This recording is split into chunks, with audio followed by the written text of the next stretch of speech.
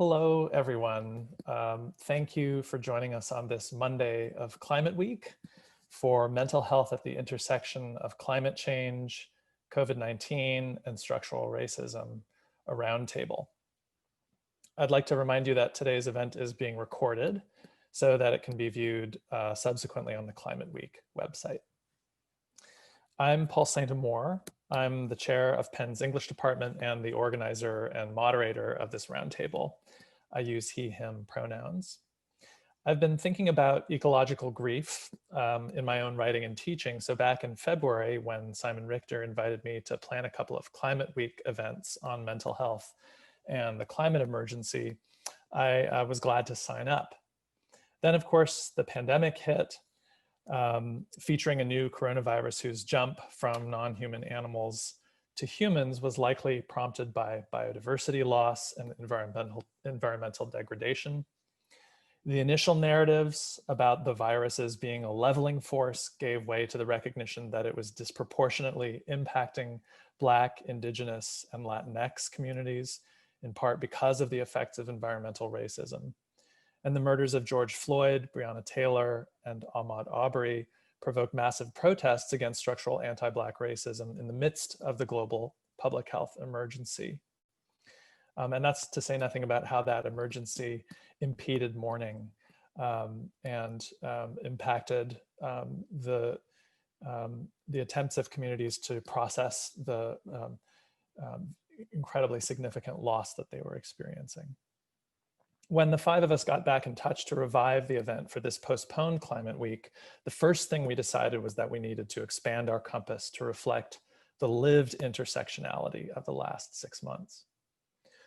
Now, instead of trying to convince you that the coronavirus pandemic, structural racism, and the climate emergency are intersecting in our individual and collective mental health lives, we're going to treat that intersection as a given, as axiomatic.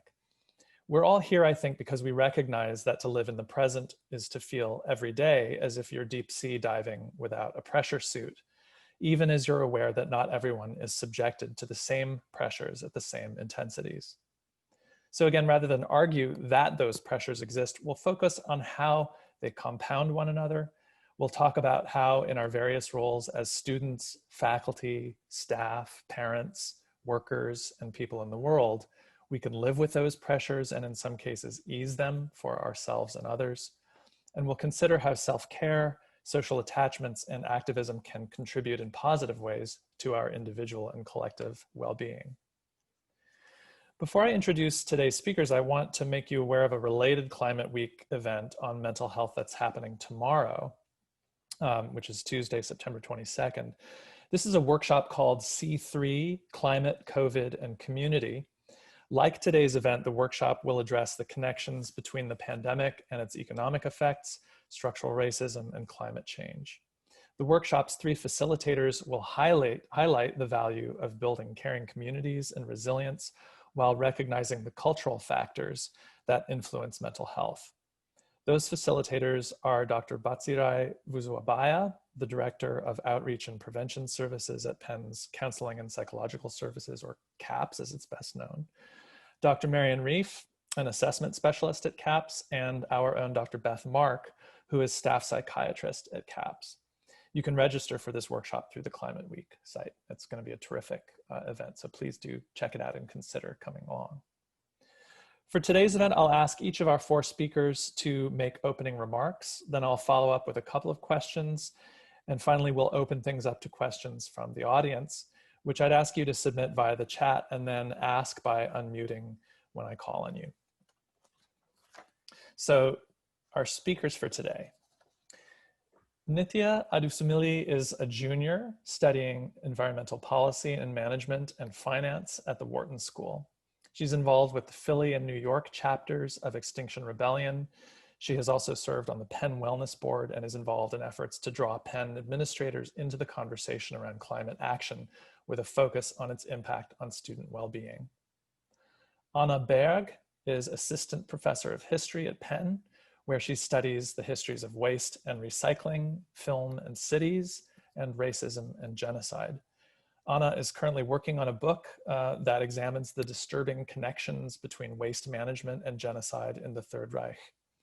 Professor Berg teaches courses on the history of National Socialism, world history, environmental history, and the history of garbage. Third, Marcela Gomez is a junior studying anthropology and political science in Penn's School of Arts and Sciences. She is interested in food sovereignty, better economics, and a just climate transition. Marcela's approach to mental health within the climate emergency is focused on depression, solitude, and ways of caring. And fourth, Beth Mark is staff psychiatrist at Penn's Counseling and Psychological Services. She is board certified in psychiatry and also holds, as I understand, as of very recently, a master's in environmental studies from Penn. Dr. Mark is a steering committee member of the Climate Psychiatry Alliance and has a particular interest in how we can develop psychological resilience when navigating wicked problems such as climate change. Our four speakers have indicated that they use she, her pronouns. So please join me in welcoming our four speakers. Nithya has told me that because her last name begins in A, she's used to going first. And so we'll go in alphabetical order and we'll start with you, Nithya. Thank you so much for being willing to begin the opening remarks. Yes, no problem.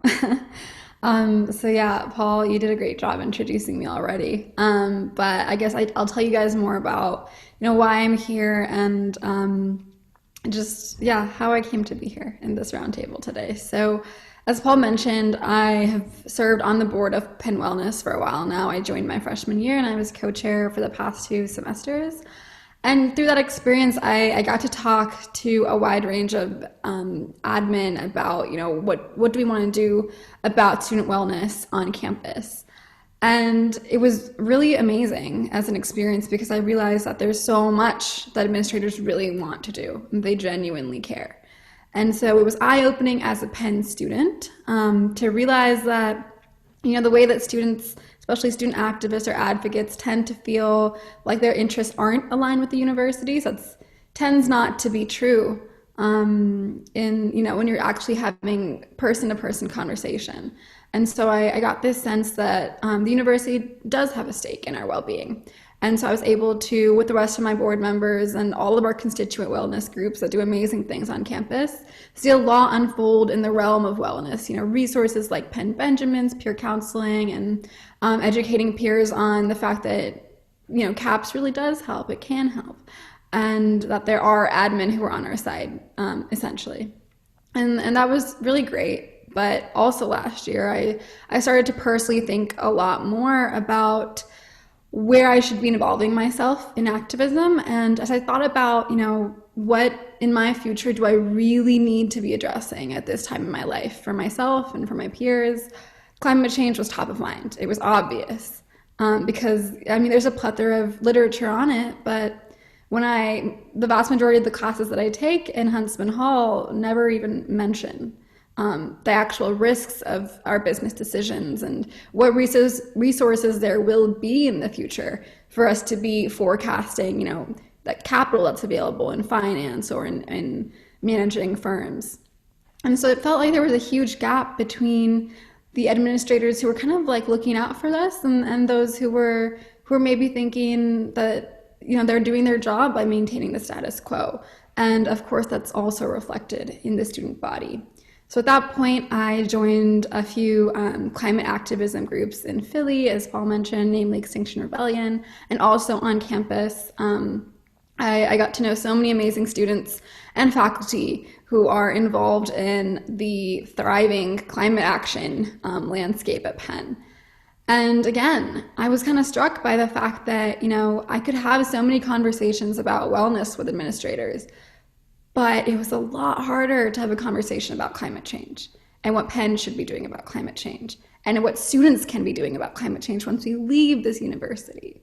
So at that point, it became pretty obvious that, I was lucky that I had met amazing people and been led on this path to kind of have my foot in either door of wellness on campus and climate action. And they were so much more interlinked than the actual advocacy and policies rolling out on campus made them seem. And so at that point, I had more conversations with people like Paul And we realized there's actually a lot of us who've been having these thought processes. And yeah, we'd love to talk to you guys more about that today and hear from you as well. Thanks so much, Nitya. Anna Berg. Yes, hi. So I come here probably from the opposite end because the history, as Paul has already mentioned, that I write and teach is really not very uplifting. And I tend to depress my students most of the time. And for example, right now I'm teaching extreme heat, white nationalism in the age of climate change. And so that's really quite demoralizing.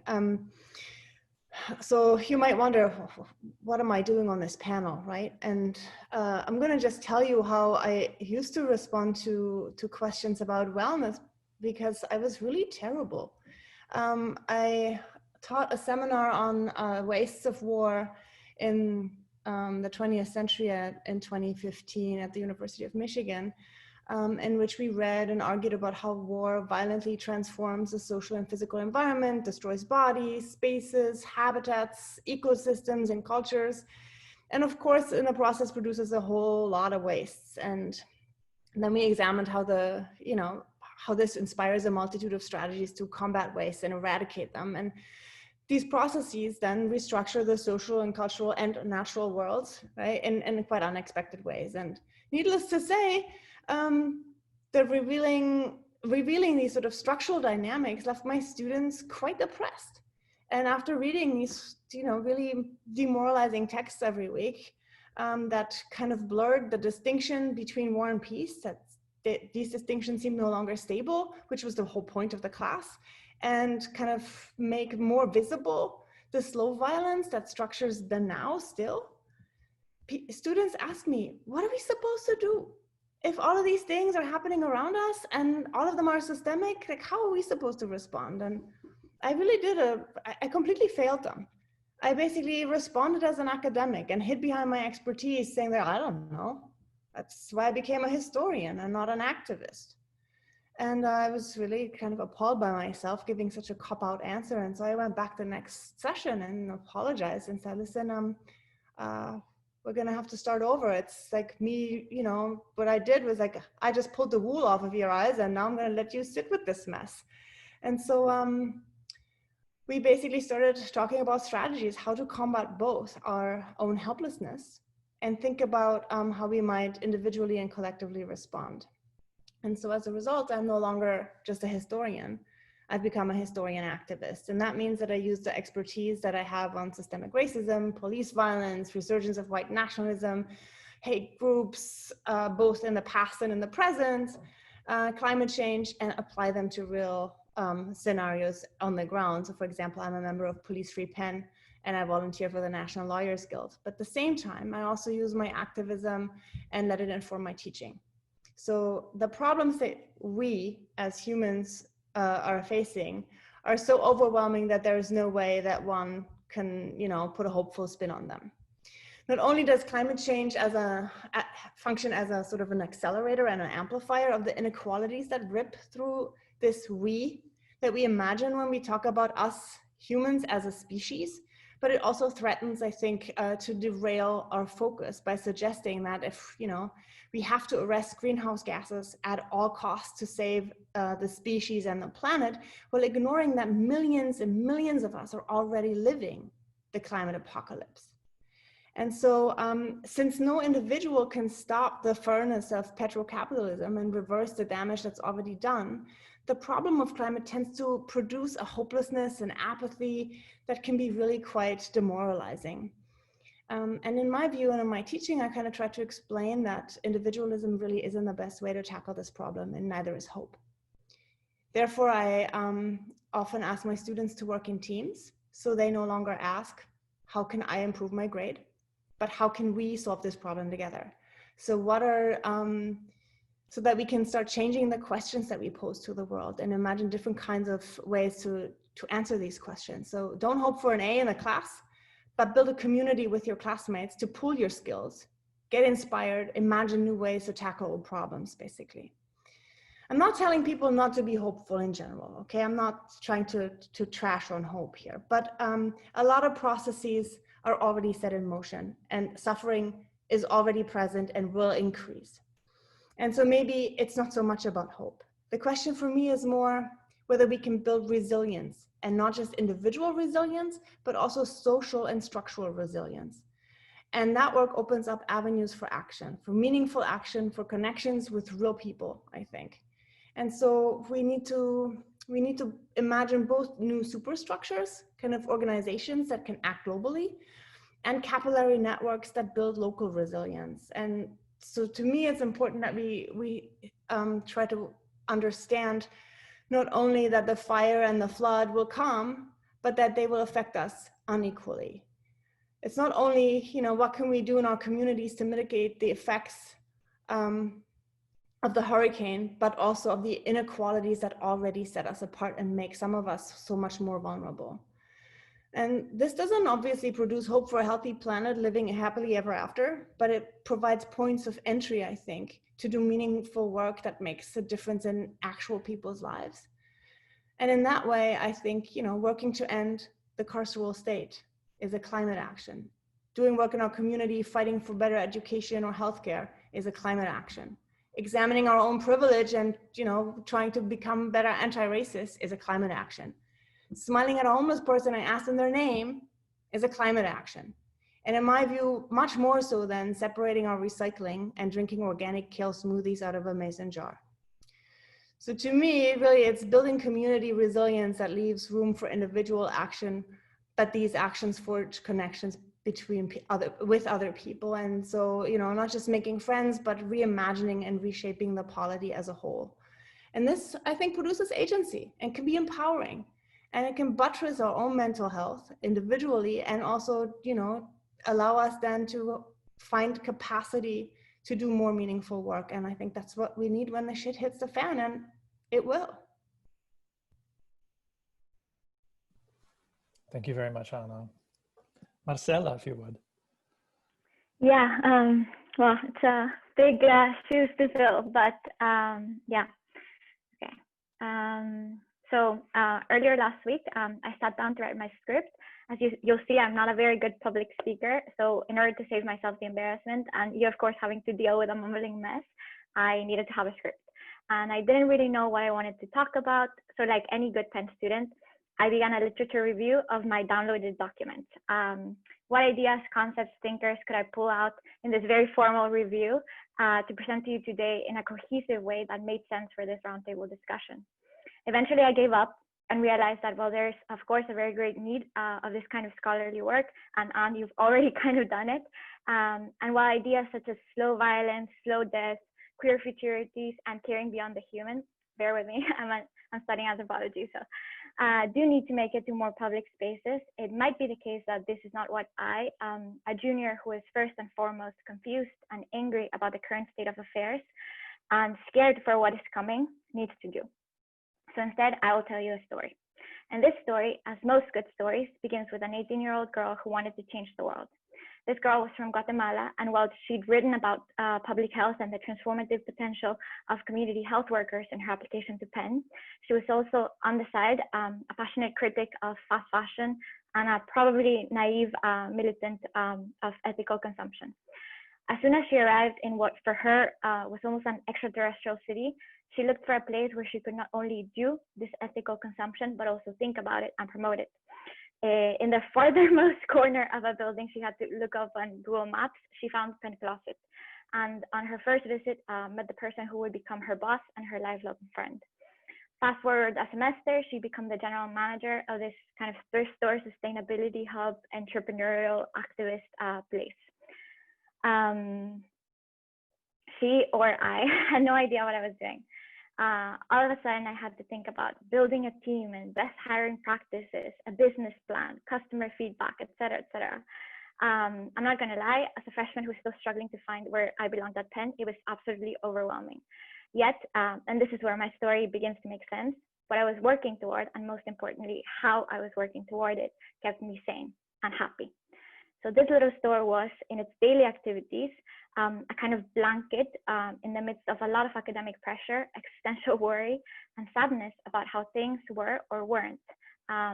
folks from all over the Penn community, and sometimes even beyond it, would drop in, oftentimes accidentally or out of boredom, I admit, and generate a caring space where, even if just for the duration of the interaction, what mattered most was being present, being vulnerable, and being warm to each other. And now, I know that this sounds like a very simple, logical thing, assuaging the mental health burden of the climate emergency through meaningful community exchanges, bonus if you're also simultaneously participating in an environmentally friendly, transformative action. Yet it's absolutely not simple and not logical. Our loneliness and sadness, think not only of how you often feel, but also about your friends, fellow activists, politicians who are working on climate issues, climate justice leaders, is evidence that there aren't enough spaces like this and that we're failing to engage in this caring way. And of course, to emphasize this and to concentrate our energy in being extremely loving and committed to the present moment with everyone and anyone who crosses our path, our roommates, our family, our classmates and professors via Zoom, fellow protesters, as we dress, as we study and write. This does not mean that we stop paying attention to the big world out there or that we stop working on a big scale world. Rather, as we care with a little c, we care with a capital C.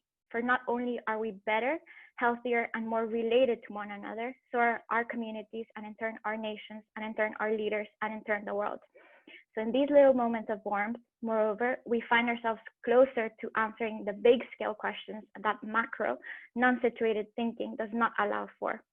And this is where I plug all the feminist SDS scholars, but definitely if you're a student here, reach out to Professor Christina Lyons, whose work centers precisely around this. And also, I'm gonna shut up now, you can check out Donna Harry, Zoe Todd, Heather Davis, and Marisol de la Cadena. So yeah. Thank you so much, Marcela. And you have vindicated yourself as an excellent public speaker, I'm afraid. And I know you will continue to do so. Beth. I agree completely. So how did I get here? My climate epiphany happened about 5 years ago when my son, who was an undergraduate studying climate science, sent me an article about climate scientists and their emotional distress at what they were learning, their difficulty conveying the impact to the public, and their despair that no one was listening. And I was just shattered. Of course, I thought about my son going into this field, then I thought about me, my family, and then you start to think about every person, every species, the world. So Climate Activist was born that day, right? And I did think to myself, there are so many other social ills that need attention, you know, but I'll do climate, I'll do environment stuff. Other people will do other stuff. The tide rises all boats, it'll be okay, right? So in the last couple months, because the horror of COVID and systemic racism has been so searingly evident, I have had to, well, I've had my second epiphany really, and that's just what we're talking about today, that everything is so related. These problems fuel and exacerbate each other. And I think, for me at least, it took something this shocking to see what's been here all the time, right? I could hide behind denial because what human wants to think about a whole lot of problems? You know, I'm doing climate change, you know, I'm doing my bit. But the other aspect of the denial was clearly my privilege, right? I'm a white person of a socioeconomic status, and I live in a place that, right now at least, is not feeling the effects too much of climate change. I'm not living near an oil refinery because I don't have toxins in the air. I have the ability to protect myself from COVID better than many people. And I don't have to fear for my body because of systemic racism. So it's kind of like, duh, yeah, it's here. And the other second mini epiphany I had was when I stumbled across this term, wicked problems. It's a social policy term, I think, that it really describes problems that are so big, they have so many moving parts, they're so interconnected that you can't use the old ways of fixing them. Standard problem-solving techniques do not work. And that helped me a lot. It calmed my brain down immediately because I realized, okay, it doesn't matter how hard I work on all three problems, working harder is not going to fix it in the same way. And it also helped me with my internal life because as I went up and down, like from anger to despair to exhaustion to numbness, it reminded me that I couldn't use the usual ways that I would keep my balance, right? You can't just go to bed and it'll be better in the morning. It'll probably be worse. So that got me thinking more in terms of wicked problems. My understanding is that they demand creative, radical, innovative ways of addressing them. And this leads us to another problem, but I don't think it's a wicked problem. The problem is that us humans do not like uncertainty. We don't like to not know how we're going to fix things. And we tend to get in either acute or chronic fight, flight, or freeze mode. And in that mode, we don't do well in terms of the health of our bodies, but we don't think well. We tend to clamp down, think more rigidly. We make more fear-based decisions as individuals and as communities and as groups. And there actually is, it seems to me from my research so far, a kind of implicit bias against creativity when facing uncertainty. So here we have wicked problems. Okay, we need to really get creative.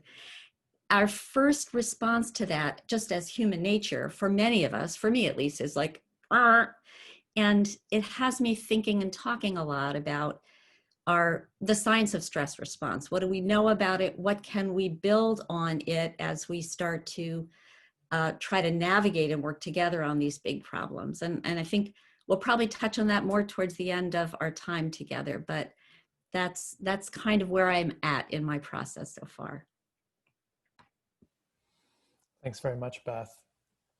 Well, the four of you have activated a range of, I think, spaces that we can touch on in our conversation.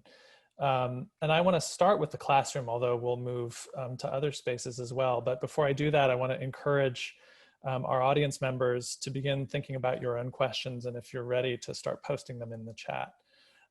So please do, and you know, we really want to invite you very warmly and strongly to add your voices to this conversation.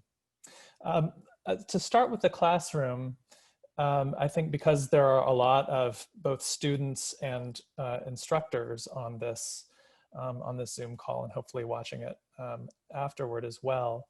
And I think part of what we heard with our four speakers was a kind of generational divide between those of us who are now of the sort of, you know, generation of active instructors in the classroom, who did not come of age thinking about the classroom as a space where mental health was particularly an issue, right?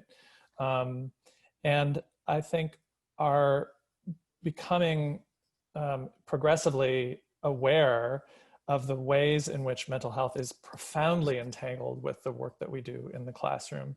And yet our training has not helped us much. And I think Anna's story about, in effect, having to come back and apologize to her students for having given a kind of inadequate response is one that a lot of us have can relate to and have maybe lived. So Anna, you've already spoken a bit to this question, but you know, I'm hoping I might ask you to speak a bit more about the way that you bring activism into the classroom as a way of connecting mental health to the subject matter that you're asking your students to address. And I'm hoping that Marcela and Nithya might speak both to the things that they've seen and experienced in classrooms that have worked and have made those habitable spaces from a mental health perspective, how you have learned to ask for those things when they're absent, and also where you go outside of the classroom to learn about the issues that we're talking about today. Nithya, in our sort of pre-meeting, you talked about community education. So that might be, or community learning, and that might be one thing we talk about. But what you see as resources outside the classroom for making classroom learning a habitable space. And Beth, perhaps you can speak about this from your perspective as a mental health professional and someone who has also spent time in classrooms, thinking about environment and mental health. So Anna, why don't you start, and then we'll go to Nitya, Marcella, and Beth. Sure. So, I mean, I do a number of different things. I think for me, the most important aspect of this is connecting with my students. And that means that I need to be honest. That means that I need to be honest about my politics and create a space in which people who don't share my political views or the analytics that I bring to the discussion still feel welcome and heard and able to express their points of view. So that's kind of, like I explained a little bit before, the sort of team works approach really does create different kinds of groups in which I am not central, where the students actually get to shape a space on their own, and allows them to also write for an audience that is larger than an audience of one. So usually my classes have a project at the end or some form of assignment that is geared towards the general public rather than just me, so that students feel they have actually something to say rather than that they're just here for a grade. And I do also try to explain in my classes, I mean, I'm teaching about the Holocaust, right? So a lot of the questions that students come are informed by a particular way of thinking. And so I do things like vocabulary lessons that allow them to understand, like, to decipher what is a person's political position depending on how they frame a problem. So if you're a left-leaning individual and you talk about class struggle, or you're talking about material conditions, those terms identify your politics. And similarly, if you talk about individualism and, you know, freedom of choice, you're signaling a more libertarian, a free market, an ideology that is informed by free market ideology, right? And so it helps students to kind of manage these terms and identify what is a text really telling us about the author, what am I saying when I'm speaking, how do I want to connect with others. I think is one way for them to kind of just become aware of how politics seeps into the way that we ask questions, the way that we do research, the way that we answer questions, and the way that we interact with other people. And for me, it's not really important to turn all my students into activists, but to give them a sense that the world is the world that they inhabit when they are in school isn't disconnected from the world that they will then be jolted into once they get their degree. And so whether they acquire skills that they will primarily apply to, you know, their jobs or their personal lives, or whether they actually see themselves as individuals who want to become active, I'm hoping that I can bring to the classroom a sense of, you know, openness and community that actually allows for a translation into community activism. I'm going to stop here. Thank you, Anna. Nitya? Yeah. So this brings to mind an experience of mine when I was in a intro Wharton class, and we were talking about different ideologies of business. It was a management class. We were talking about what the goals of businesses are and what managers should keep in mind when they're framing their business objectives and such. And we talked about Milton Friedman and his purely economic approach to creating value. And if you can make profit, then you're doing good as a business. That's all you need to worry about. And then the moral view of business, where, you know, you should be thinking about what's good and how can the business serve the world. And if you can provide something of real service to the world, then you're doing great as a business. And the professor suggested, you know, what we should maybe be thinking about is a mix of these two. This is the last 2 minutes of class that he suggested this. And then he had us take a poll at the end of class. You know, now given this discussion of what we said, that, you know, doing well as a business, or corporate social responsibility is what it's called, it should matter because you can make more money that way too, because people want that nowadays. But of course you can't abandon formal structures of profit. So let's keep that in mind too. So he gave us a poll where we were supposed to respond to, you know, if you started a business, what would you do? Which one would you choose? And I think it was like 2% of people so that they think corporate social responsibility is important. And then he said, okay, see you next week. And we got up and we left the classroom. And I'm definitely not morally superior to any of my peers or a more moral person on any standard, but I was like shocked that the discussion ended there. And this isn't to say anything about the professor or, who he is as a person, but more about the expectations that are placed on what we're learning and what we're actually supposed to be doing with them. Because my thinking that in that situation was like, you brought up this really important point. Like, isn't it really important? And now you just want us to leave where only 2% of us think that when we start a business one day after leaving school that we should care about more than money. And again, it's not about the professor as a person. It's about the fact that what we were learning wasn't actually wasn't meant to frame things in a light of action. It wasn't supposed to signal to us or even ask us really in a meaningful way, what do you want to do with what you're learning? It was just supposed to be a theoretical framework and a thought experiment. And I hope that more than 2% of my peers, when they go and start businesses and corporations, will care about more than just their profit. And I think that as people, they will. But I feel like, it reminded me, or it kind of showed me that maybe the education systematically that we're in a way is kind of robbing us of this opportunity to see how each of our actions is connected to one another, and we actually have a stake in how we understand the things that we're learning in the classroom. And Anna, you mentioned individualism, and the classroom is highly individual traditionally, unfortunately, especially in college. And I think, if we're, in my view then, given all of what I've said, like what professors have done that's worked for me is, I think of maybe one of the few liberal arts classes that I was able to fit into my schedule that I took was with a professor who she talked about everything in the classroom. What we were studying was a very niche topic in literature, historically, and in the literature canon. But we talked about mental health, we talked about racial equality, we talked about gender equality, we talked about the environment, we talked about everything. Because what we were learning and what we were analyzing and what we were going to do with that information as people actually has implications in all of these areas. And her ability to, and her emphasis on saying, look, what we're talking about, like, you guys are going to be, I hope that you take this discussion and you apply it to everything that you look at in your life and everything that you do.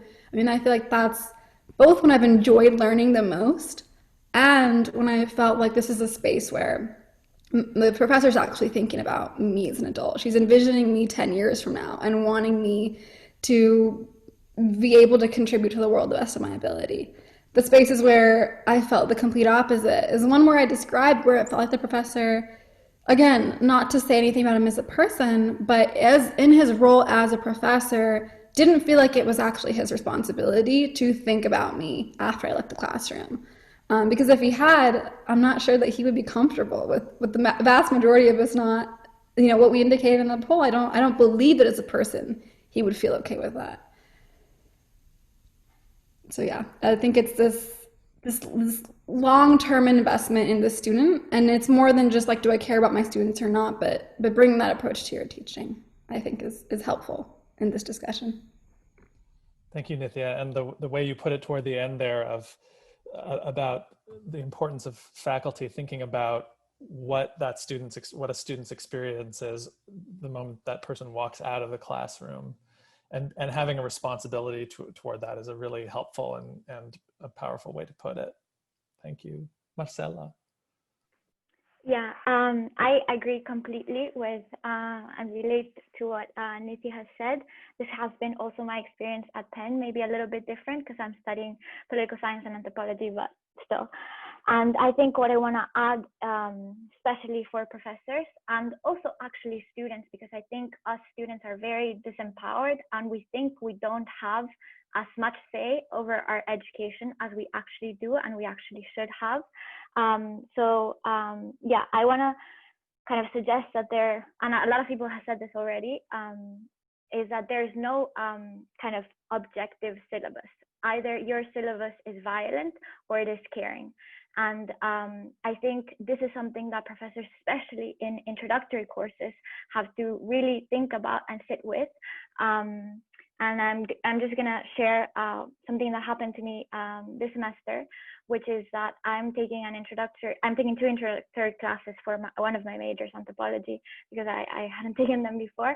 And I was thinking, you know, it's an introductory course, it's gonna be awful. I'm gonna like read all the white men, you know, like there's gonna be maybe a little bit of conversation in the recitation, a little bit of critique, but that's gonna be it. And I'm gonna feel completely unheard. I'm gonna feel completely invisibilized. So maybe I'll even just take them pass fail, you know, since there's the option to do that right now.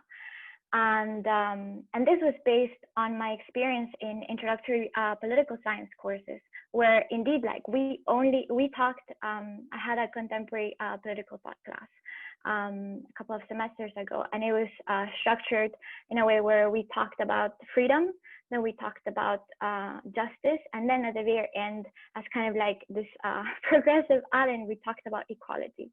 And we started with Berlin, and then in justice, we talked about roles, and there was one, I think, Latin American thinker in the whole syllabus, and toward the end, in the section on equality, we touched on some Black thinkers, but that was kind of it. And nothing. So I was expecting my anthro course to be very similar, but it's not. It's completely different, the syllabus. And we actually started with an essay by Sylvia Wynter, where she's discussing and kind of deconstructing this man that we've based all our systems on, right? And this is like a history kind of course, this anthropology course. And then now we're talking about capitalism, and we're talking about capitalism not through the lens of like some liberal like political philosopher that everyone else reads, but through the lens of Mills, through the lens of, we also read Harris. And so this kind of taught me that, or what I've been thinking about these last couple of weeks is that it is not the case that a syllabus like this can't be done, you know, and this is what a lot of professors make us think, that, oh, I'm sorry, like you will only get to the intersectional good thinkers like later on. First, you have to learn the canon. First, you have to, for example, also in economics, first you have to learn how micro in a capitalist way works, and then you can critique it. But it's not the case. We can do it the other way around, and we should be doing it the other way around, because this is what is going to let us imagine these kinds of alternative, better worlds that we want to be living in. Because otherwise, all our thinking will be constrained, and we don't have time for that. So yeah, that's kind of what I want to say.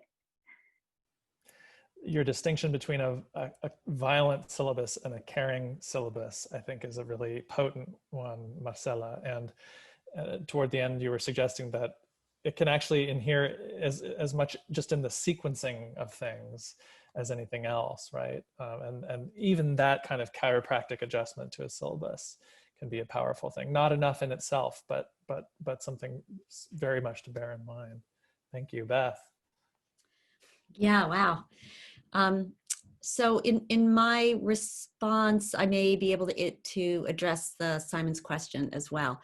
So it took me 4 or 5 years part-time to get through this master's program. And I very frequently in my classes felt the heaviness of what was being taught, how stuck both us students and my professors were in, here's all this hard data, maybe some acknowledgement that like this is bad species, but I could see the eyes widening and mine too, the shoulders slumping, and the professor just trying to get through the material. And I remember leaving most classes feeling like I just wished that the professor, now I was older than all those professors, I wanted that professor to tell me, not so much it's going to be okay, because I knew it wasn't going to be okay, but I wanted the professor to say, this isn't just depressing as a side comment, this is depressing for me. this upsets me. This makes me anxious. I worry about you. I worry about me. And I don't have the answers. And that would have been a big help.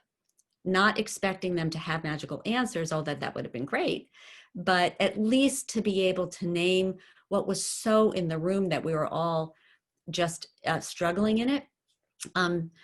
I think, obviously there's a long tradition, and the professors in the group can address this way better than I, of really, particularly in science, separating out affect and emotion from the science, which is of course not really doable. Attitudes, emotions get involved all the time. I read this great article about fifth or sixth graders when they found out Pluto was no longer a planet. The title of it was, "Wait, Pluto has been a planet my whole life." And the kids were distraught. And they could not learn the science because until they could talk about the emotion. And I think there's more and more research in education that to learn about anything, the emotional part needs to be part of it, or else nothing is going to get learned. So I guess, in terms of the question of how to integrate it into the classroom, I think just starting to name it and to be not scared that people will fall apart, because I saw my classmates literally fall apart. Some people would break into tears. I think it's maybe similar to the taboo against talking about suicide or race or religion in certain contexts. The fear is that if you say it, if you name it, people will fall apart. If you say this is upsetting, it will create a monster of a tsunami of emotion. And it perhaps may, although I think there's ways to help train professors about how to contain that. But I think so much more will be, I think the classroom will be a much richer place and a more caring place if, there can be this kind of funny glass partition between, teacher and student, and affect and content can be sort of taken down. Thank you, Beth. I'd actually like to delve a little bit into specifically the emotion of grief, as it came up in Simon's question in the chat and partly in your response. When I was kicking off the roundtable, I was talking about how we're living right now through a period of delayed mourning, blocked mourning, because of the ways that our mourning rites can't go forward when we can't meet. And people are finding creative workarounds, but they're always only partial. And I guess my question for the four of you is, to what extent do you think that the classroom can actually be a space of mourning? Whether that is a space of mourning for wicked problems, as Beth has taught us to think about them, for the ways that structural racism and the public health emergency and climate change are kind of amplifying one another. I guess I want to set aside the question of the classroom as a space of mourning for our individual losses, because that seems like a kind of a separate question. And are there limits to the degree to which the classroom can serve as a space of collective mourning, let's say? And are there other ways for students, faculty, staff, members of our community to mourn despite the constraints of the moment? Let's see. I guess I might ask you to start, Beth, since I know you've thought a lot about ecological grief and climate change, and then we can pick up with others and get to some of the questions in the chat.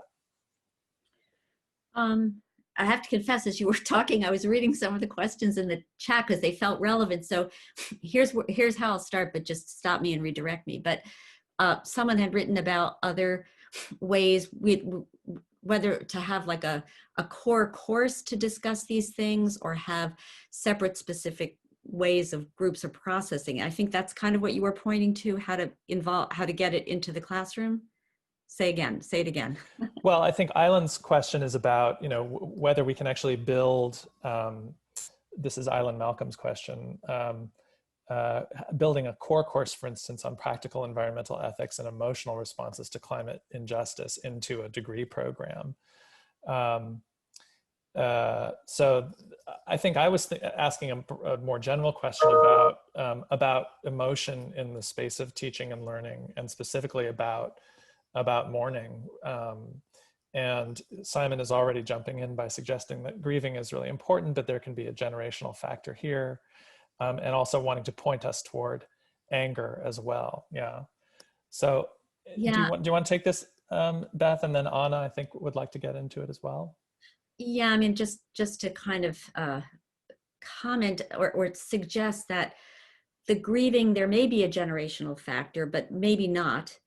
And the anger, there may be a generational factor or maybe not. I think we all probably have a wide range of emotional reactions at any given day to any bit of content. So I think that all these things need to be somehow, ideally, given their space as part of what comes into a classroom, because we all have different vulnerabilities towards all these three wicked problems, and we're going to need different things, and it will change over time. So I guess that I'll end with that, just that I think that yes to grieving, yes to anger, but yes to all the other palettes of emotional reactions that we're going to have. Thank you. Anna? Yeah, I was thinking when I read Simon's question that this is really a very gendered question. And I think a lot of women, at least in my classrooms, they feel more overwhelmed and stressed out and kind of empathize with the historical subjects that they learn about. And a lot of men tend to either become angry or turn away. And so I think in the ways that I try to approach this in the classroom is, first of all, okay, what are we, what is our responses? Like, do we want to judge these people? Do we want to proclaim that we are not anything like them? Do we feel overwhelmed and, saddened by what we're learning about? And I think it's important to, first of all, kind of do what Beth has said, to kind of, be open and acknowledge that this actually does produce emotion, and then think about what emotion is an emotion that actually produces a path to deal with the problem and allows us to imagine ways of action. And I think some of the sort of gender dynamics that characterize Western societies more broadly might actually be useful to think with and try to maybe flip them on their head. So that asking people to think about, okay, if you feel like, you want to first judge the Nazis for doing what they have done, and I can totally relate, but nonetheless, maybe that's not the most helpful way. Or if you are the kind of person who is going to be bogged down because you're thinking like, oh my God, what would I have done if I had lived in that society? Maybe not the most useful way to proceed forward, but actually thinking about what might be other alternatives. And there, I think history is a useful discipline because it doesn't require action in the now, but it allows us to also understand people who fail to act or act in ways that we would want to judge in their context. And I think those kinds of bringing that to students' awareness can open up new ways of dealing with the emotions that they feel about the pressing emergencies that they're experiencing right now. So, instead of wanting to punch a policeman in the face, which I can relate to sometimes. Maybe it's important to ask, okay, what are some of the structural conditions that actually lead to the fact that military service and policing are seen as the only escape routes for people from a life that is structured by economic hardship and things like that. So acknowledging both the emotions that we feel in response to the issues that we study, but also trying to empathize with the individuals and groups that we would want to judge, I think are some of the tools that I try to get my students to sort of think about.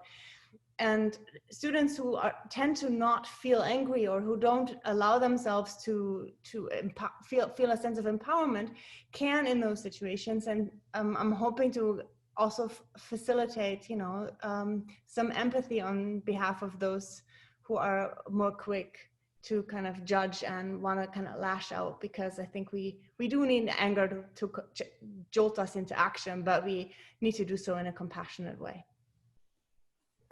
Thank you, Anna. Marcella, Nithya, does either of you want to get in at this point, either from your experience as students, and each of you has talked about this a little bit, about the place of affect in your classroom experiences, or if you imagine yourselves as teachers in the future, how you might in your own classrooms handle these questions of affect, anger, grieving, and their gendering in the ways that Anna has been opening up for us. Marcela, do you want to start? You can also pass. It's up to you. Yeah, to answer.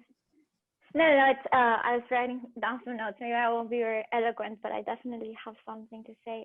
So I think to answer your question of to what extent can the classroom be a place of mourning, I think to the extent that we are able as students and as teachers to kind of do away with this really kind of horrible distinction between our private and public life and how they should never talk to each other. And I mean, this distinction doesn't even exist, I think, in the first place.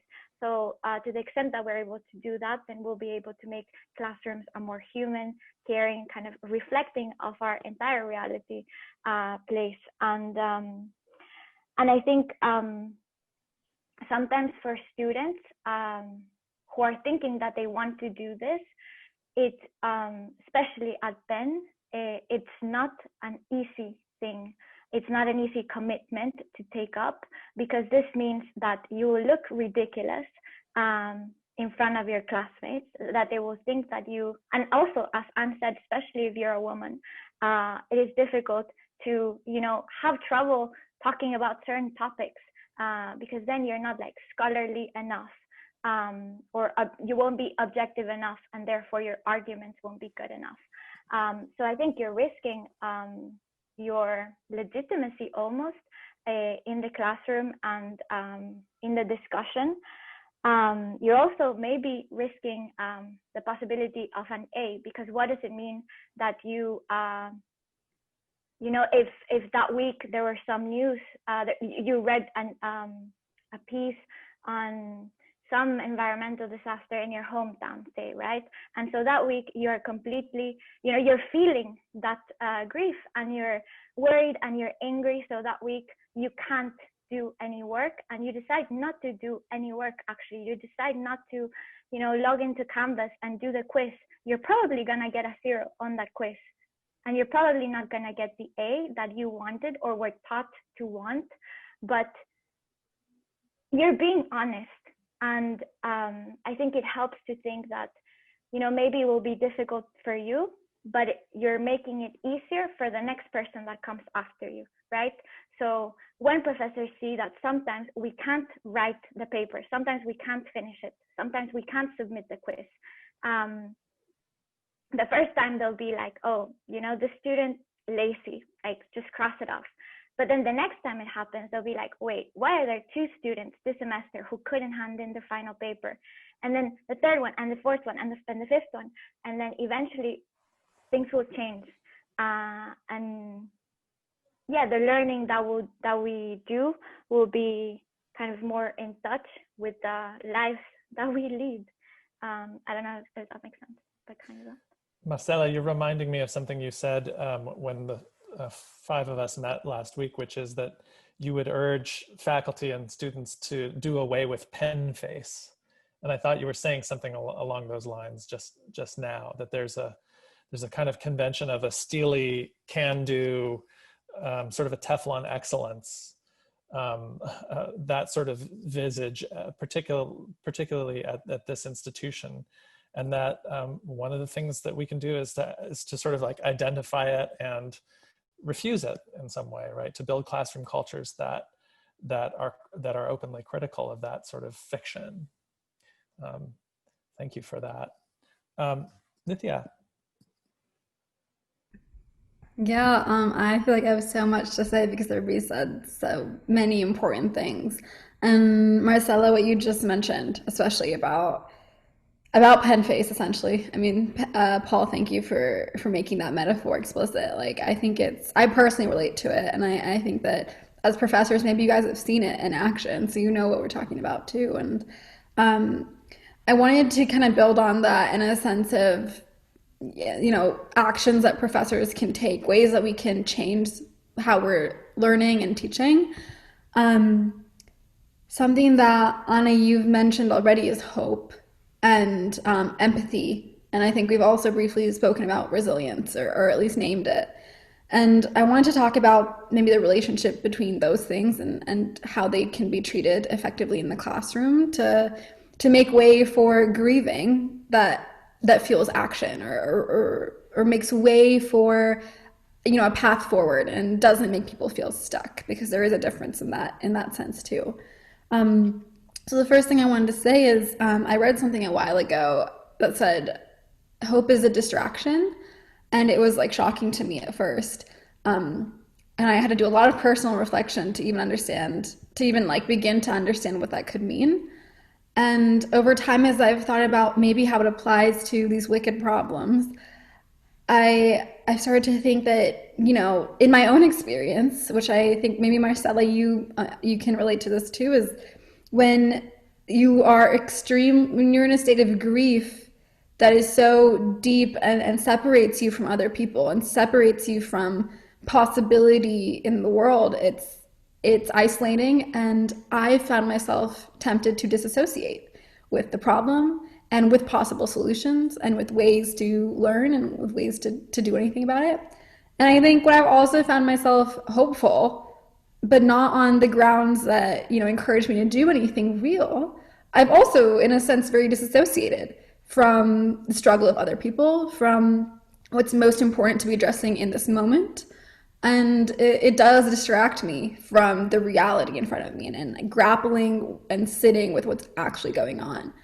And so I think that if we want to get to a place of resilience, which I view as maybe a state in which we know we're grieving, and we know we want to change something, and that's, to me, is in my life how I define resilience, is feeling grief and feeling the desire to change it, and doing whatever you can, but in a collective action. I think that's resilience. I feel like resilience is kind of inherently collective, maybe. So when it comes to actually, you know, making space for these emotions like resilience in the classroom, and not falling into paralyzing, I guess, I mean, maybe grief is more of a process, but paralyzing despair, or also paralyzing hope, but rather, you know, maybe the resilience that could lie on the other side of those two things. If we want to make way for that, I think what we really have to think about is individualism in the way that we learn. And we've talked about this, you know, as a student, what do professors expect from students? They want us to turn in an assignment, and we're supposed to complete that assignment on our own. And it doesn't matter what's happening in the world. It doesn't matter what's happening to the people around us. I need to turn this into Canvas by 11:59 p.m. And that's one way that individualism is ingrained in the system, but there's a whole other side to it, which I think the professors grapple with, which is like the things that you're actually teaching they're based on such a small scope traditionally in the canons, are such a small scope of human experience. So to draw in community learning, and like the making room for that in a classroom, or just in a classroom discussion, or in the syllabi. I felt like when I've personally been thinking about these things, looking at the struggles of specifically Indigenous peoples, and people who have been, I guess, the epitome of resilience on this earth, because they have accumulated so much more trauma than I could fathom, or I know of personally. And I think many more people would have more difficulty than me, even at times, understanding that. Actually learning from their histories, their teachings, and you know, what they have learned in their process of grief. And kind of when we think about climate change specifically, I've been to presentations where we talk about, this is how many species are going extinct a day. This is what we won't have in 10 years. And that's one way to think about it. Another way to think about it is, this is all that we have destroyed over the past centuries for all of these people. And here's how they've adapted, and here's how they've come together, and here's what they've learned, and here's what they've done. And a lot of it we've ignored, but we really don't have to ignore what, you know, other people have been learning throughout this time. We can actually join in on that learning. We can learn from them if we build those bridges. I think actually paves way for resilience that has the potential to lead to real action and like a healthy processing of grief. Thanks so much, Nithya. I'd like to switch gears a little bit and sort of put mental health on the table as an object. And what I mean is that we've been so far talking about the impact on individual and collective mental health of inequalities, right? Whether it's structural racism, environmental racism, differential impacts of a pandemic. But of course, mental health is also a site of inequality, right? Whether it's unequal access to mental health resources, the fact that some communities stigmatize certain kinds of mental health discourses or access to them, or at least have very different relationships to mental health as a prospect, right? Or as our institutions like to frame it. So I guess I would ask our roundtablists and anyone else who would like to get in on this part of the conversation, how we think about mental health in relation to these wicked problems when it is also part of a wicked problem and a symptom in some ways of those same problems, right? It's sort of inside the things that it's trying to solve as well. And you can take that question in any direction that you like. I mean, I realize it's a little on the abstract side, but I think we don't want mental health to be just a resource that sort of stands outside history and is a reparative thing. It is also historical. It is also institutional. It is also about unequal resources. So who would like to begin? Anna, you're nodding, so I'm just going to pick you. Yeah, I was just going to say, like, to me, mental health is just the inverse of the construction of various pathologies, right? I mean, we talk about mental health as if this is a state that we need to achieve. And if you're not there, then somehow there's something wrong with you. And it's very similar to the ways in which we talk about, a well-adjusted individual in other areas of our lives and criminalize various kinds of behaviors. We're criminalizing Blackness, we're criminalizing homelessness. And I think these things are really very, very, very much connected. And obviously, if you end up being stigmatized, criminalized, pathologized in various parts of your life, your experience suffers.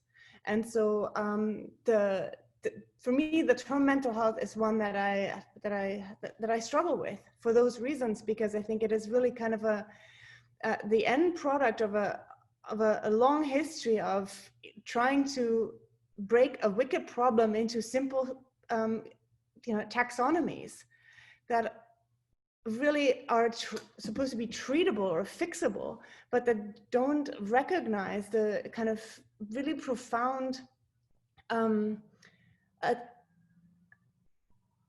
strategies that individuals have that we may see as a mental health issue, but they're really coping mechanisms. And I think the example of PTSD, post-traumatic stress disorder, is kind of one that always comes to my mind, because basically the history tells you that that this is a disorder. To react with trauma to a terrible experience is you're malfunctioning. That's basically what the term tells us, and that's also how shell shock patients were treated after World War I, as if they're somehow messed up in the head because they can't cope with war. They don't find it rejuvenating. And so I think there we kind of really see how some of the categories that we employ perpetuate a way of living with a problem that precludes us actually accepting the complexities and nuances of being a person.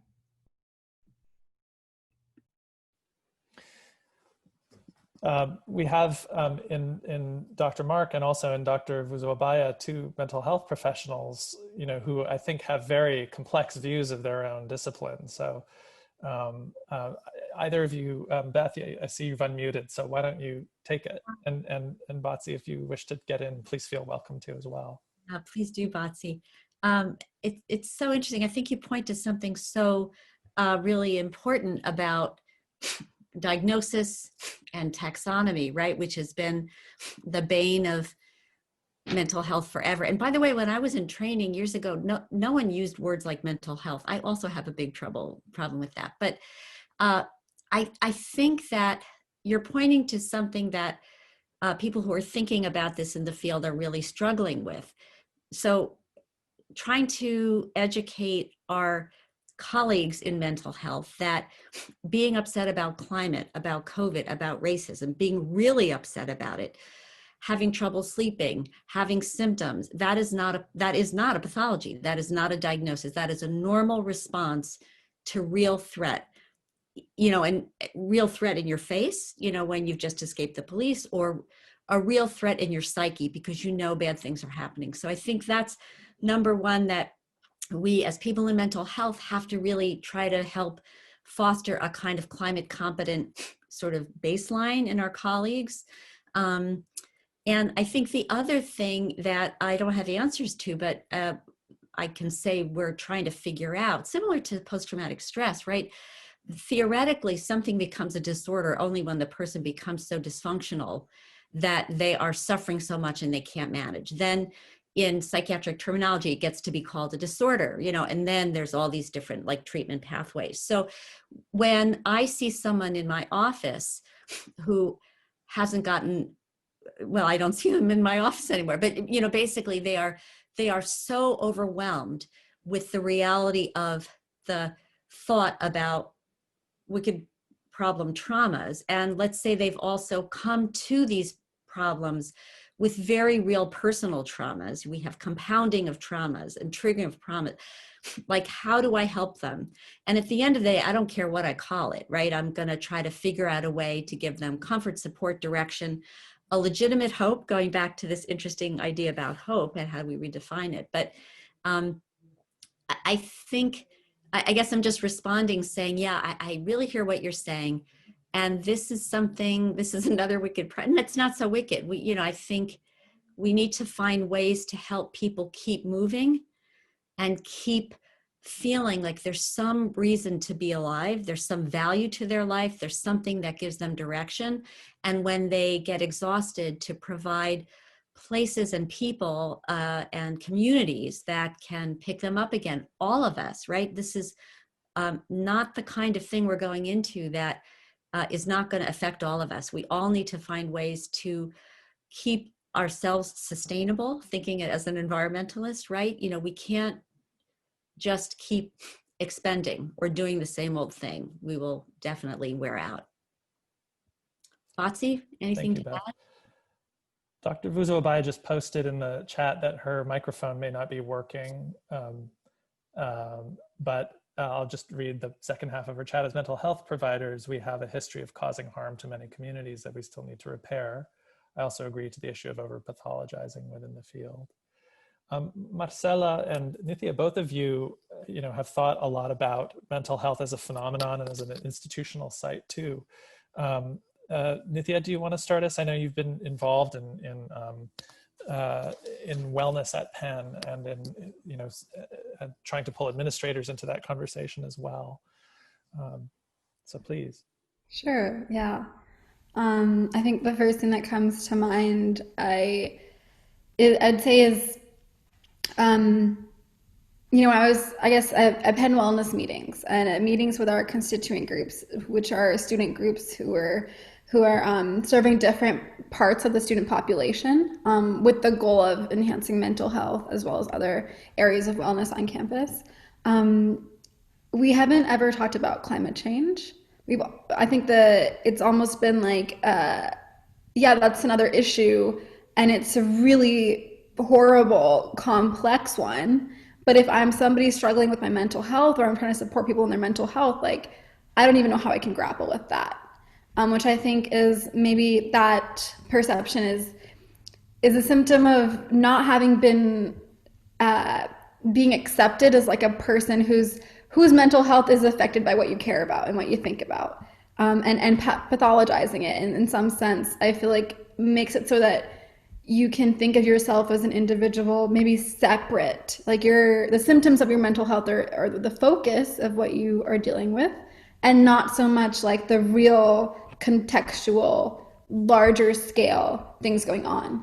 So of course students think about that, but it was clear that on Penn there was really we didn't know how to do like advocacy for them both at the same time, because here the university is like saying that they care a lot about wellness. And of course, there's a lot of student activists doing climate change and climate action advocacy or activism, but one is happening in a very different way from the other. The university's been really vocal on wellness and minimally vocal, in my opinion, and I think many people share this opinion with me, on climate action and climate change. And why don't we have somebody in charge of talking to students about climate change? Why do we have a chief wellness officer, but not like a chief, our students will have clean air to breathe and clean water to drink and a place to live in 50 years officer? And it seems like a crazy question to ask, but when you really think about it, like if you really talk to students about what's on their mind and what stresses them out, it's not just the Canvas assignments they have to turn in. It really is like, where do I fit into the future of the world? Which is something you think about from the minute you get to college or even earlier. But climate change is one of these things that's so deeply ingrained with how I think about myself as I grow up into an adult or whatever. And so I think merging those conversations and really considering how mental health actions of the university have to address how you're preparing us to exist in the future have to work together. And I think the university's understood that on some level, because they've sent out emails that address climate action or made some mention of their investments in divestitures and some mention of racial inequality.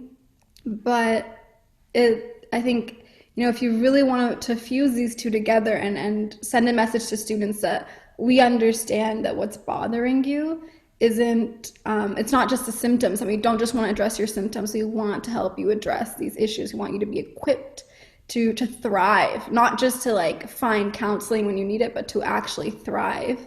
Then we need to see these actions and advocacies and policies merge, and we need to see them be the same policy, the same mental health policy. The same reason why you're creating mental health policy at the university should be the same reason why you're rolling out, why you're divesting from fossil fuel, and why you're taking climate action, and aligning those incentives. And that discussion, I think, is core in the politics of the university and the discussion around climate change and mental health.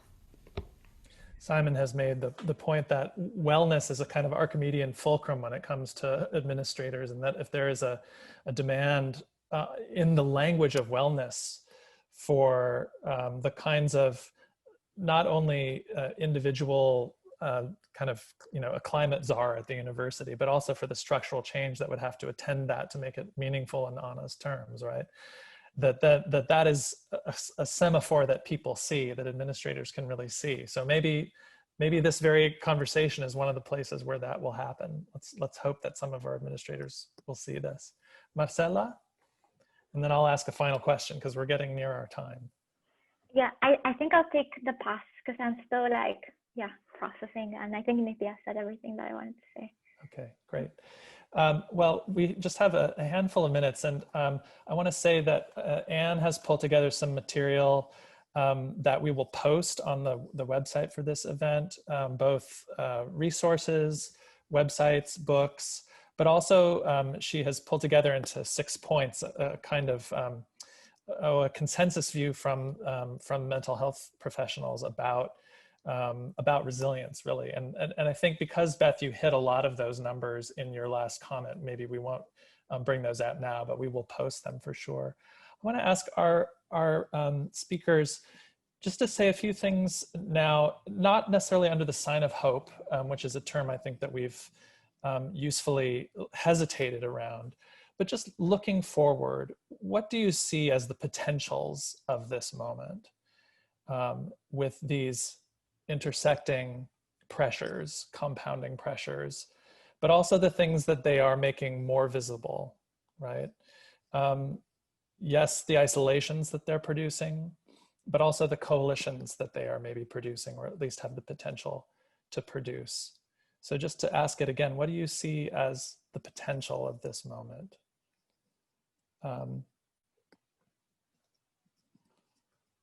Beth, do you want to start? Marcella, great.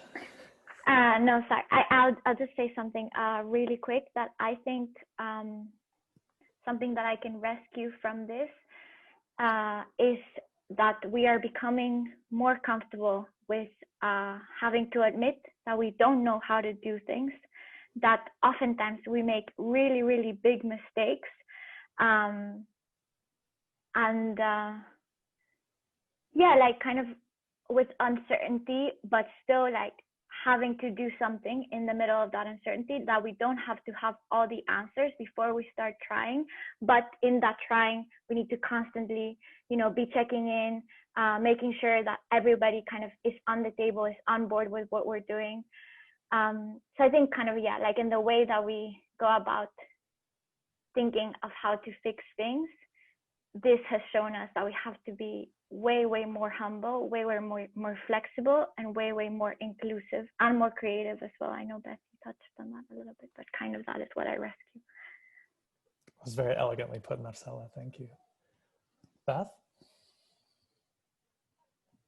I think about crisis like in a medical framework, or just, and it's not, crisis is a turning point, right? It's a time of a tipping point, a turning point, a collapse, an opportunity for something else to be built out of, that sort of interspace between where we were and where we're going. And I think what gives me hope in the sense of possibility, not in happy endings, is that more people are feeling that this is a crisis point. More people are feeling like there's a need to do something and to do something differently. And that's very different than 3 years ago, 4 years ago. You could maybe sort of start to hear it coming, but that feels unique to this particular time. And I feel the energy of that, and I feel that as a positive thing. Thank you, Beth. Anna? Oy. I struggle with that question because when my friends or my students or my colleagues ask me what I would predict will happen, I really don't have a very happy story to tell. I really think things are going to get a lot worse, and the kinds of strategies that we've been talking about, we need to kind of have mastered them yesterday, really. So I would like to say something different rather than project the future. I'm a historian. I really think we're ill-equipped to project the future. The pictures we paint are necessarily, if we believe in our craft, they will be different than anything that we can plan for or predict. And so otherwise, future historians won't have any work to do. And I want to protect their mental health. But I do think that if we look at the crises of the past, we can learn a lot for imagining how we want to deal with the one that we are in right now. So people fall in love during wartime. People make great personal discoveries in moments of great hardship. And I think also in times of upheaval, different kinds of working together and solutions are often kind of stomped out of the ground because of necessity. And I think in this current moment, we see this in the streets where people are taking care of one another in different ways. We see it, for example, at the homeless people's encampment. The multiple actually, where the kinds of structures that have been put in place by the city administration or by volunteer organizations are rebuked in a very effective fashion to say, like, we take care of us. We are not going to submit to more disciplinary mechanisms, but actually, given that we're facing a crisis of a pandemic, of economic hardship, of a systemic racism, of cascading, intersecting crises, we are building a different model. And I think looking at those kinds of models on the ground can be really inspiring. Maybe they not in a hopeful way, okay, we can replicate them ad infinitum and build a different world, but we can imagine how we can maybe tackle one aspect of our lives in a way that produces a positive outcome and a sense of empowerment. Thank you, Anna. Nithya, you bring us home. Sure. Um, yeah, I guess I want to start by saying that what I'm about to say is going to be specific to the potential of changing how we deal with racial inequality, wellness and mental health, and climate change by through structural change. So I hope to make a point about it in a collective, cohesive way about the structures that we find ourselves in. Um, so first, I think I want to say I honestly believe that the potential of this moment is incredibly potent, that it is overwhelmingly powerful sometimes to think about, because it's the first time in my life, and I think in the lives of many people my age, where caring about things that maybe your parents never talked to you about, maybe you never even learned about in a classroom, maybe talking about things where you're on the opposite side of ideology from your parents or your community, doing those things and speaking out is normal. It's expected almost, and that is new. It's super new, for me, and I think for a lot of people my age. So the fact that right now people my age are actually genuinely looking to one another to learn and looking around to see for leaders and for real leadership and to see the way forward, I think means so much with regard to what can happen, because it's incredibly different from where we were a few years ago. Even it was different, from thinking, oh, well, this is what the science says, this is like what people say, and this is probably what's going to happen, but oh, whatever, what do we do? Well, I guess we'll put it off. It's such a different sentiment. And so I think for the first time, it's okay to do the unimaginable. It's more than okay, it's almost expected. And we're getting to a point where it's going to be expected to break things apart, because we know, and my generation sure as hell knows, that the government and our current systems worldwide, but especially in the United States, cannot protect us from the worst that's to come. They can't protect us from a virus, for obvious reasons, but also circumstantial reasons. And they can't protect us from climate change. And they can't protect us from the worst that we could do to each other. So to resound what Anna said, we really take care of us. And I think that's a lesson my generation has genuinely learned. We've chanted it in the streets together over the past few months, and I don't think we're going to forget anytime soon. So I think that going forward, these cascading, colliding issues that are so obviously connected have the possibility to be addressed in a genuinely different pursuit of leadership and the emblem of what's right. So I'm not hopeful, but I'm feeling a different kind of energy than I felt a few years ago, and I think it's real. Thank you, Nithya. I don't think we need to go anywhere beyond that, and it's 1:30, so I want to give my deep thanks to our 4 speakers, Anna Berg, Nithya Adusmili, Beth Mark, and Marcela Gomez. And also a big thank you to Simon for all of his meta-organization of this whole Climate Week. Simon, it's wonderful to have you here, and thank you for envisioning this. And we hope that's it's what you wanted it to be this whole week. Thank you, everyone. Let's remain in conversation, and we'll put up resources on the page, and look forward to seeing you out there on some flat screen somewhere in the near future, and hopefully in person a little after that. Thank you.